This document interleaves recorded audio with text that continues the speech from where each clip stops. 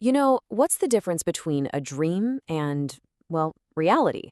It's not always some big dramatic thing. Sometimes it's just a few key supports.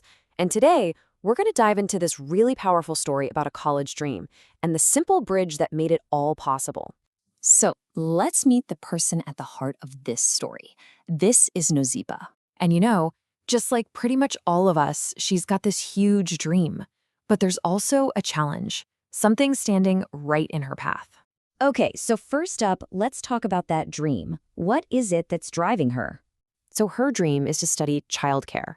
I mean, what a fantastic and really important goal, right? It's all about wanting to give back and contribute. But of course, every dream comes with its own set of hurdles. So now let's take a look at the specific challenge Nozipho is facing. Okay, so Nozipho has what's known as fetal alcohol spectrum disorder, or FASD for short. Now, what that means is it's a condition that can affect things that are, well, absolutely crucial for school. We're talking about memory, attention, and just the way someone processes information. So you might be thinking, what does that actually look like in a college classroom? How do those things, memory, attention, turn into real, tangible barriers that can get in the way of someone's education? This is why I find so fascinating. We can actually figure out the challenges just by looking at the solution she gets. It's kind of like reverse engineering the problem, right? So if someone needs a note taker, what does that tell you? Well, it probably means processing everything the professor is saying in real time is tough. And extra exam time? That points directly to the challenge of handling that intense time pressure. An academic coach? Well, that tells us organization and planning might be a hurdle. It's such a smart way to see exactly what the barriers are. Okay, so you've got the challenge on one side and the dream on the other. How do you connect them? You build a bridge, a support bridge. And for Nozipho, her bridge is built with three really concrete practical things. First up, extra time on exams. That just helps relieve some of that cognitive pressure. Second, she gets an academic coach to help with strategy and staying organized. And third, note-taking support, which is huge for making sure nothing important gets missed in a lecture.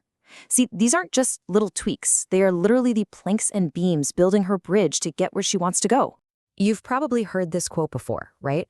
A dream without a plan is just a wish. Well, here's the kicker.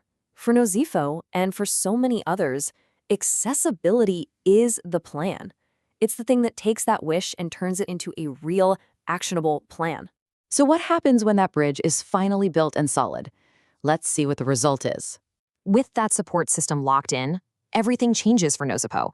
She's not just sitting on the sidelines dreaming anymore. She's in the game. She's actively doing something. She's applying. That's it. The dream is now in action. That is the power of having the right support in place. Okay, so Nozipho's story is one person's story, but the lesson here is, well, it's huge. It's universal. So why is this so important to talk about? Because it really boils down to three big ideas. First, it shines a much-needed light on FASD in higher education. Second, it's just a perfect example of why accessibility isn't just a buzzword. It's the actual how-to for inclusion. And finally, and maybe this is the most important one, let them dream.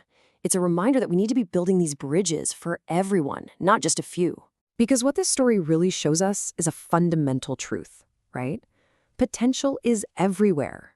It's universal. But opportunity? That's a different story. Opportunity is not universal. And it's the right support that closes that gap between the two. And that kind of leaves us with one last thing to think about. When you look around at the people in your life, at the hurdles they might be facing, you just have to wonder, how many other incredible dreams out there are just one simple bridge away from becoming real?